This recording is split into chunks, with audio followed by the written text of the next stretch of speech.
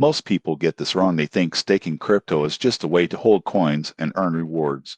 But the surprising truth about Polkadot staking is that it's a strategic way to participate in network security while earning passive income. Polkadot is a blockchain platform that enables interoperability between different networks, and staking is how you help secure the network. When you stake your DOT tokens, you either become a validator or nominate one. Validators process transactions and maintain the network, while nominators support validators by delegating their tokens. In return, both earn staking rewards. One of the first things to know is the potential return. Polkadot staking offers roughly 10-15% annual rewards, depending on network conditions and the validator you choose. That's significantly higher than traditional savings accounts, but it's important to remember there's some risk, such as slashing penalties if your validator misbehaves. Setting up staking is straightforward. You can use Polkadot.js, Ledger hardware wallets, or third-party staking platforms. For beginners, third-party platforms simplify the process. They handle validator selection, payouts, and monitoring. However,